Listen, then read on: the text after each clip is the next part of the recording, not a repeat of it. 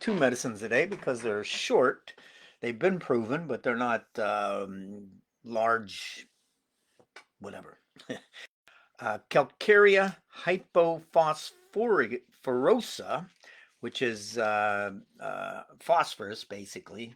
They put these chemicals together, and then Calcarea iodata, iodine with Calcarea and phosphorus with Calcarea. So, when they, Calcarea, Calcarea does one thing, phosphorus does another, and same with Calcarea and Iodata. But when they're mixed, they have a combined effort, and they are like some other medicines. They have a lot of the similarities, like the iodine and the phosphorus. So, anyways, this salt, which is Calcarea hypophosphorosa, um, which is, what's it say?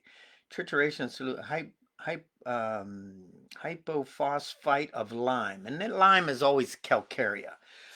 Anyways, this salt has been proved by A.R. Barrett and a friend who each took 1 grain of 2x trituration. This is why there's only two people that proved it. Uh, Barrett. I don't know if Barrett is either just a homeopath or he's a doctor and a homeopath. Most of these guys were doctors at the time. And they were kind of disgusted what was going on with the medical community, and they decided to follow Hahnemann into the homeopathic realm. And the ones that did follow him in, and they realized this stuff isn't as easy as what we were doing. We were given, you got syphilis, give you mercury, physically mercury, which has its own problems. But it's much easier. We know syphilis, mercury, just like today, aspirin, headache, bacterial infections, antibiotics. They give it for, is it viral? Yeah, bacterial. But virus infections, it does nothing for, but they still give you back antibiotics. So there's only so many things. We've got hundreds of medicines. That's why I go through this to show you we've got so many medicines. The difficulty is choosing the right medicine. So the sciences, the medicines have been proven and they know what they're good for. And that's all in my community. You prove it, you take the medicine, you get symptoms, and you write them down. But they've been proven and we know what they're good for. So the art is basically taking the case and observing what's going on with the person, the animal, even plants. They use it for trees and plants, and that you can get rid of a lot of the sprays that they're spraying on your food. It's quite bad for your health by utilizing homeopathic medicine. Now, if you got an aphid or something that is attacking your plants, you take that aphid, you make a homeopathic medicine out of it, put it in a bunch of water, spray it all over the plants, and surprisingly, what's it called? Agro homeopathy. Spray it on the plants, and them aphids won't come near it, or they'll go away. So, anyways, him and his friend, Barrett and his friend, each took 1 grain of 2x trituration. 2x trituration is how homeopathic medicine is prepared. With the first trituration, so they took 2x and they proved it. I'm not going to get into all that. That's in my community. There's a little course that tells you how it's made, all that kind of stuff. With the first trituration, Nash cured a boy of 8 who had several abscesses in and around the knee joint. So very good for abscesses. The tibia was ulcerated and the ragged edges of the bone protruded through the surface of the skin. There was emaciation, so they were losing weight, loss of appetite, they weren't eating, and he was pale as a corpse.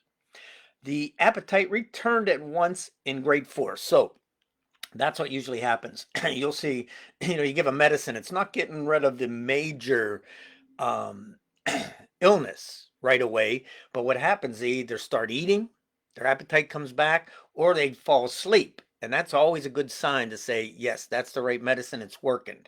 Is it the proper medicine? It may be palliating things, and you may have to, you know, keep looking at the case to say, what is that the right medicine? Is that not? You remove the medicine. If the symptoms come back, then that's just palliating it. You really need to go deeper and see what else is going on. Let's see.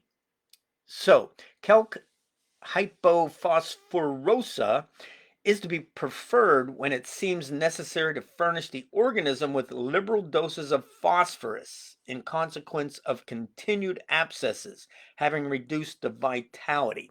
So, what's that all mean? The vitality of this person's gone down. Now, they need phosphorus most likely in their diet. And giving Calcarea hypophosphora, phosphorosa, sorry, long word.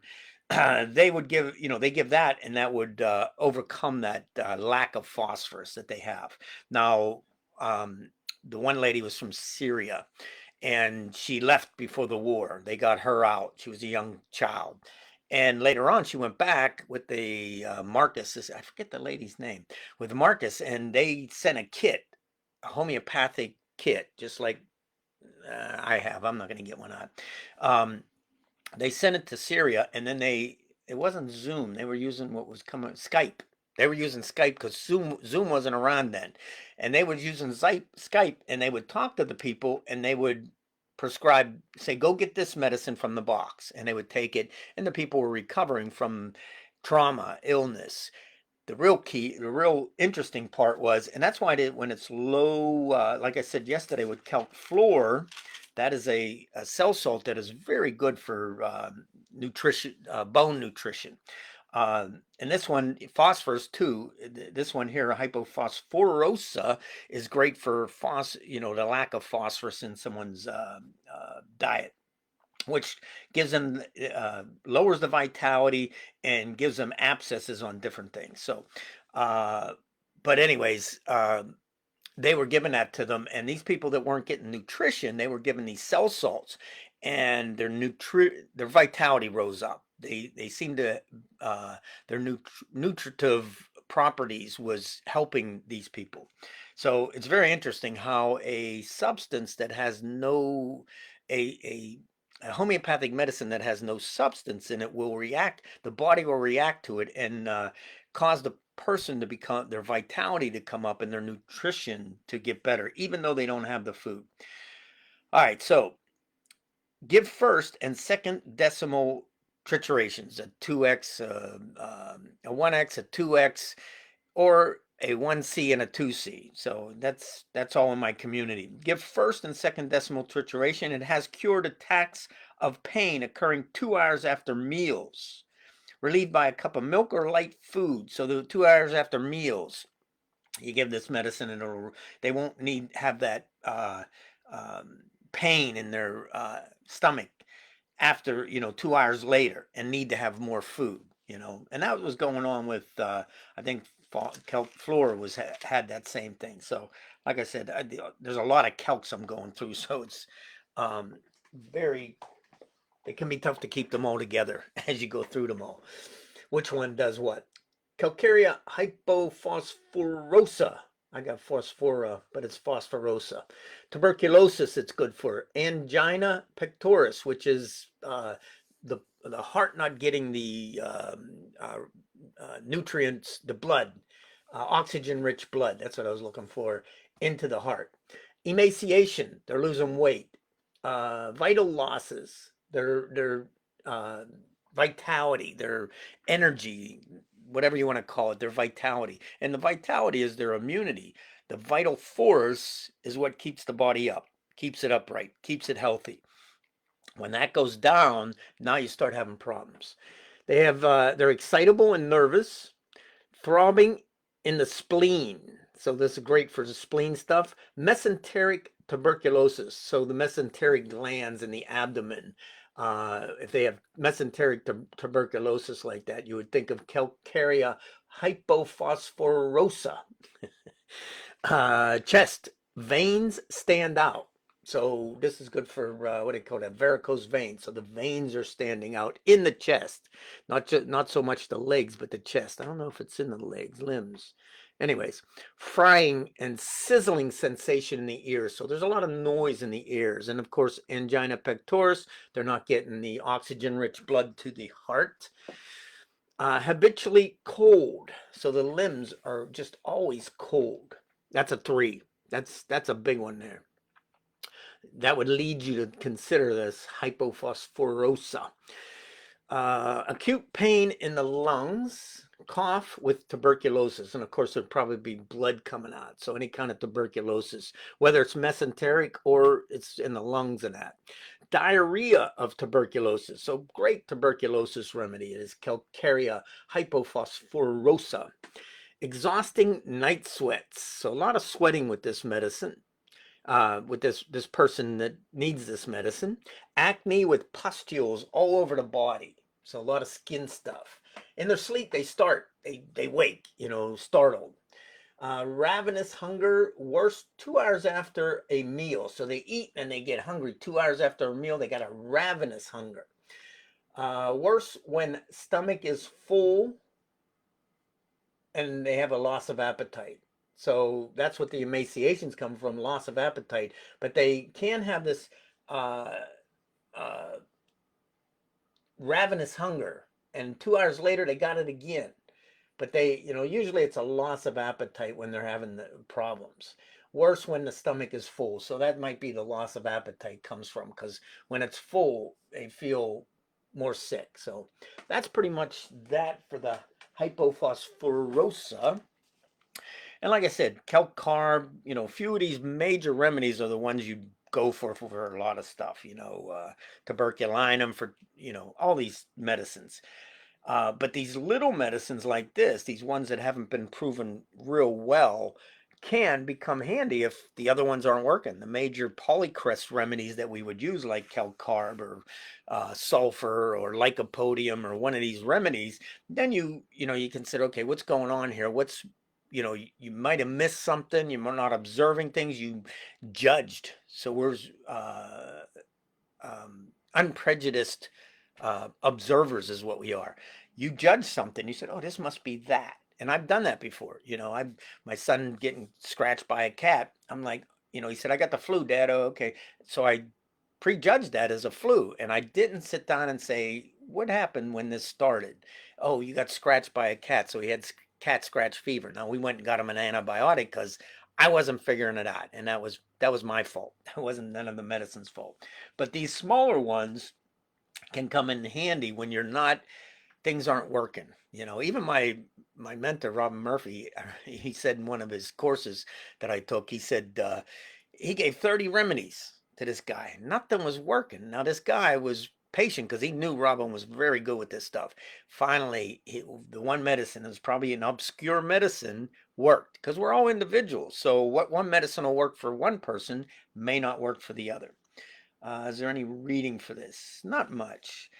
They're weak, pale, weak, violent drenching sweat, rapid emaciation with extreme debility on account of vital losses or continued abscesses, have reduced the vitality, emaciation of children, loss of appetite, rapid debility, night sweats, acne with pustules, pallor of skin, so they're very white, and habitually cold limbs. That's very big. Tuberculosis, diarrhea from it, and a cough from it, acute pains in chest, mesenteric tuberculosis, which is the glands in the abdomen, bleeding from lungs, angina pectoris, asthma, affection of arteries, so that it affects the arteries, and that's the angina pectoris. Veins stand out like whipcords. I don't know what that means, but they stand out.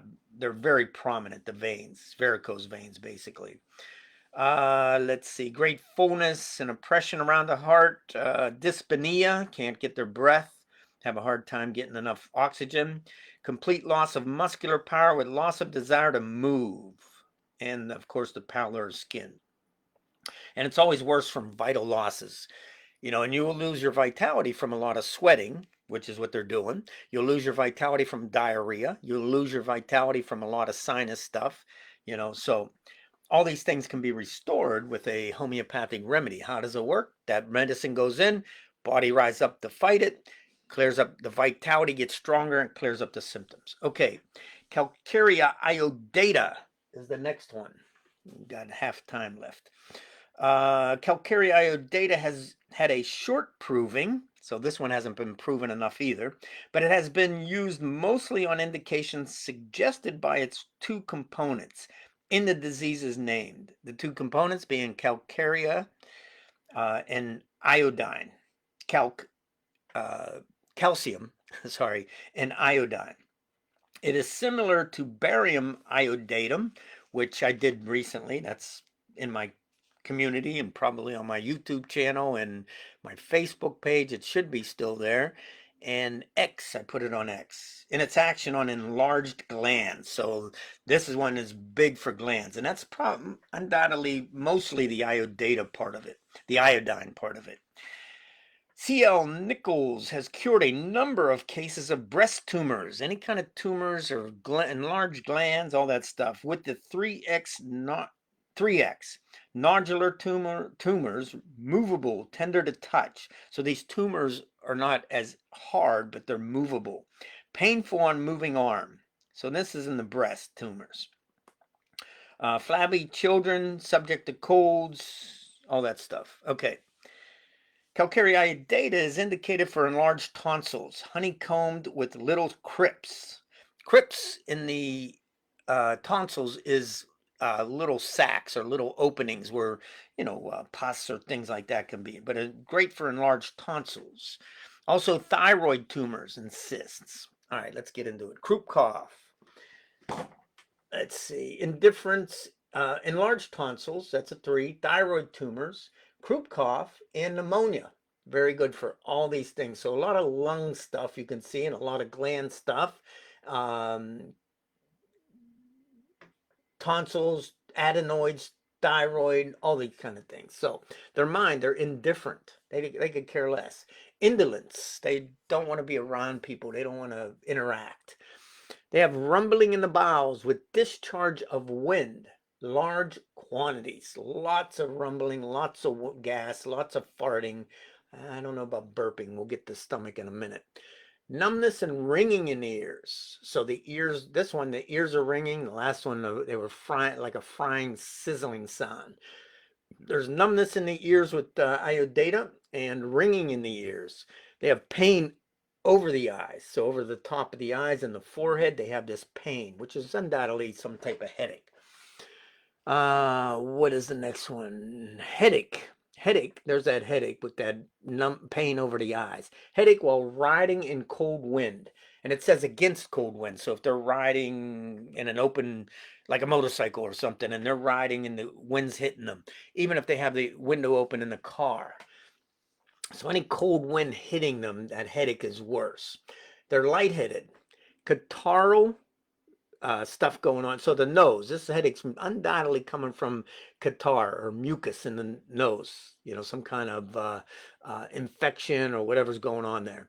Sinusitis, worse, root of nose. So real deep in the root of the nose. They have a lot of sneezing, constant, severe, dull headache in the forehead, the temples, and it's worse stooping. They stoop over and that throbbing, that headache gets worse. Now it doesn't say it's constant, but it's a dull headache. There it is. It's not a throbbing headache. It's not but a dull headache. They bend over, and it's most likely all that fluid when they bend over in the head. I don't know why I'm doing that. Let's see the limbs. Tired feeling. The last one, they were habitually cold. Tired feeling in the lower limbs with iodata, especially the calves, feel very tired, as if they were beaten. They have a dull, heavy lameness in the right arm with numbness in the hands and fingers. So dull lameness, the arms doesn't want to work, and they have a numbness in the hands and fingers. That's interesting.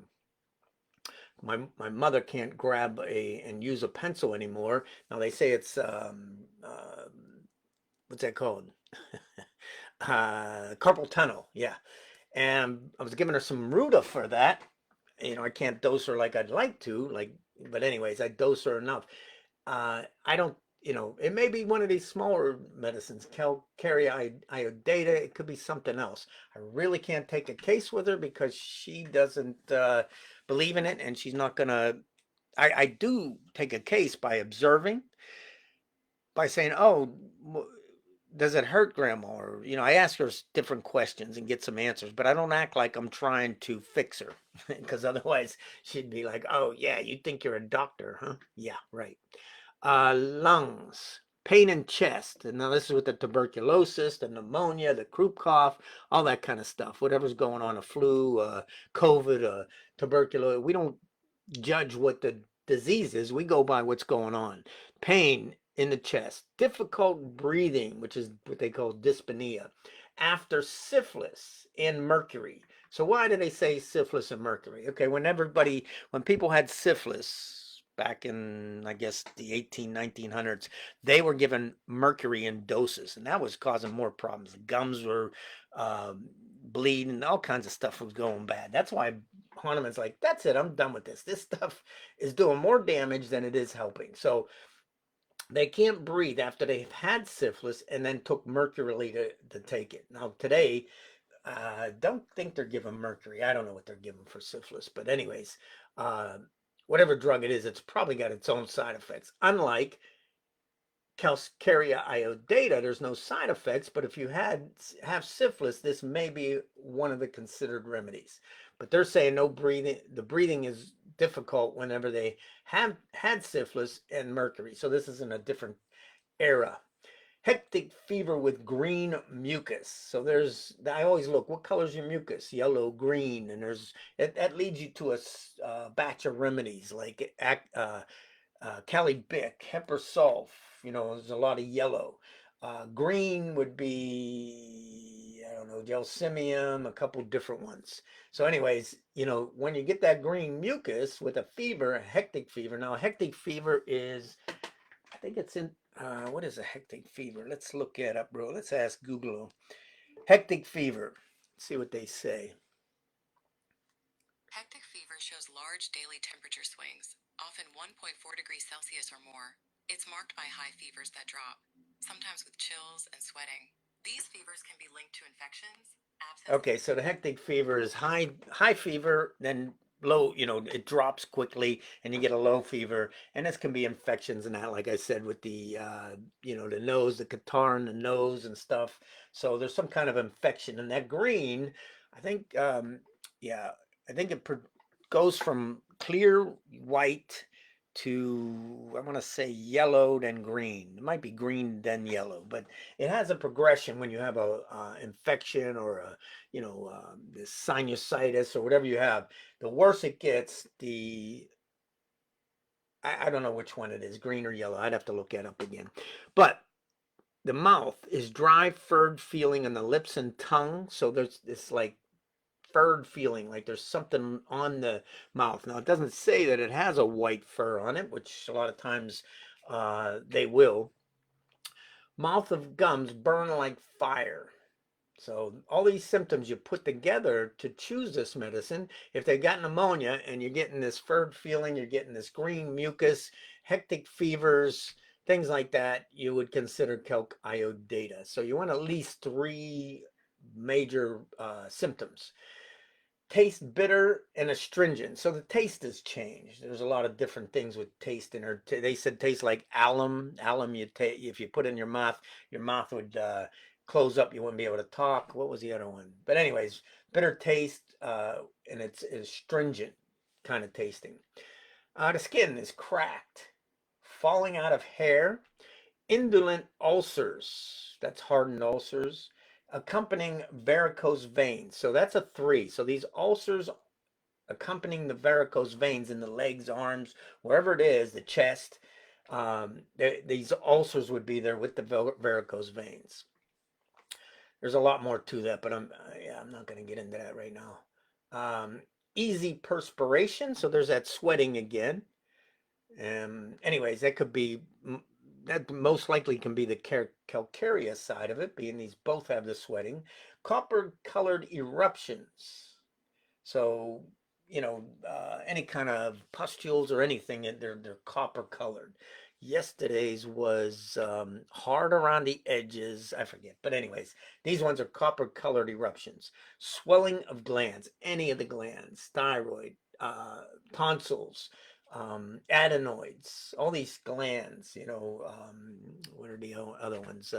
Anyways, the mesenteric glands, any of these glands that are swelling would be considered, the glands in the breast.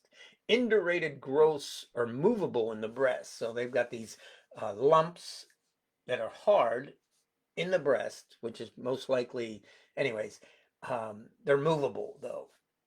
Painful on pressure. So even though they're movable, they're painful on pressure and movement. And when they move their arms, them indurated growths hurt. And that's why there's two things, and it's gonna sound funny, but they do tapping. Tapping is you tap, and you're tapping your shiatsu points, your what do they call them? Anyways, you're tapping these points. Now, on a man, you want to bring up your testosterone instead of taking that little blue pill to get things going. You do tapping on the testicles. Now, for a woman, men should, and a woman can do it too to themselves, but they should do circular rubbing on the breast. You want to keep that flowing. In the Chinese, the water that flows never gets stagnant or never gets, um, bad. I'm trying to think of what I could say. So you keep that moving, you would help not only to bring up the estrogen, but you would help to stop this from happening in a woman, these indurated growths. Now, when they do have that growth, you might want to be careful because you don't want to stir things up. And especially it's painful on pressure, any kind of pressure. Neck is stiffness of the back of neck. And that's why I always say, people say, oh, I woke up, man, I got a stiff neck, something, you could have a major situation going on. And it could be just something like a cold or a flu that's coming on. And that stiffness is not because you slept wrong. It's because you have some kind of sickness coming on. And hopefully it's not nothing like these, the tumors being enlarged or tumors on the glands or anything like that. But that stiffness of the neck is telling you there's something going on. Temperature, let's see, slight stomach, inclined to belch, slight hiccup, slight nausea. So all kinds of gas. Where's that? Rumbling in bowels, discharge of wind. So that's all that um, uh, gas going on. They want to belch. They got the hiccups. So it's not actually flatulence. It's not coming out the other end. It's coming out the stomach, the burping. And it's not what do they call that? Heartburn. It's not sour belching. It's just a lot of gas, just a ton of gas.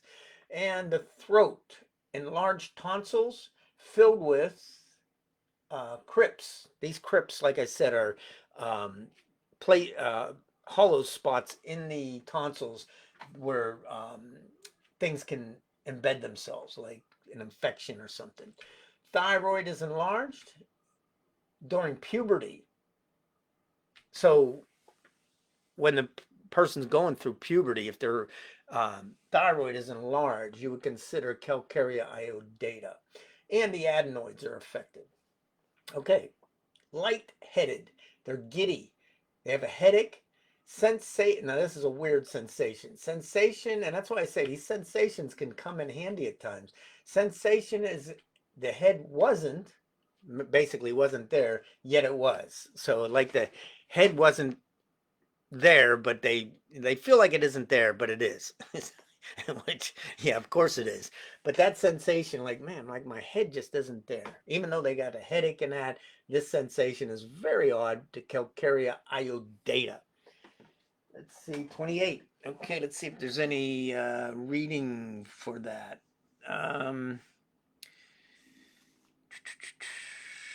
Croup, secretions inclined to profuse and yellow. Now this said green, so that's why I said it comes, when I think it goes from clear to yellow to green. I think that's the way it goes. Adenoids, uterine fibroids, polyps of nose and ears. So a lot of growths with this medicine, and that goes with what was it? Barita iodatum. Yeah, Iodata, which I did recently. That has a lot of the similar things because it's got the iodine in it along with the burrita. So you'd be considering Calcarea iodata and burrita iodata probably with a lot of these symptoms. Indolent ulcers accompanying varicose veins. So that's them veins that are protruding, and they've got ulcers on them, hard ulcers. Headache while riding in cold winds and profuse sweat. Lots of sweating with this. Okay, so that is Calcarea, Hypophosphorosa, and Calcarea iodata. That should be, I got phosphora, but it should be phosphorosa. A lot of tuberculosis, emaciation, vitality's down, heart troubles, legs are always cold, asthma, bronchitis, all that kind of stuff, tuberculosis.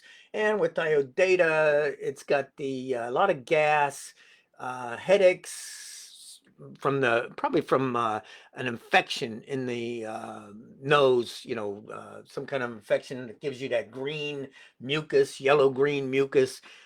Tired in the limbs and calves, pain in the chest, can't get their breath, hectic fever, high fever with the chills, and that's got to do with infection. Inclined with the belch with a lot of gas, but a lot of thyroid tumors, croup cough, pneumonia, enlarged tonsils with this one. And there's quite a few medicines that would have a lot of these symptoms similar that you would consider. So that's the way it works. You basically take the person's symptoms and you figure out what's the worst symptom they want to get rid of that would help them the most. What's the center of gravity of this person's problem? Then you go to the repertory, like I always say. I'm going to go through this real quick. You go to the repertory, and it'll give you a bunch of different medicines that you can consider. Then you take those medicines you can consider, and if you know some of them, it might cut down some of the things. But then you go to the materia medica, and you start looking at the medicines and see which medicine matches the person's problem the best. And when you hit the more exact you hit it, the better it is. Sometimes you can palliate. Sometimes they don't work. You gave the wrong medicine, you took the wrong case, whatever happened. Then sometimes you palliate it. You give the medicine and it does, fine. But then they quit taking the medicine and it comes back. That's palliation. Then you could give well, I'm not going to get an aggravation is you gave the medicine and you gave it too much and the person got aggravated. They get different symptoms. Then you get the other one that is, you give the right medicine, it hits it perfect and everything clears up. So that is morning medicine. You can age, but you don't have to get old, depending on what you eat and how you move. 2 minutes.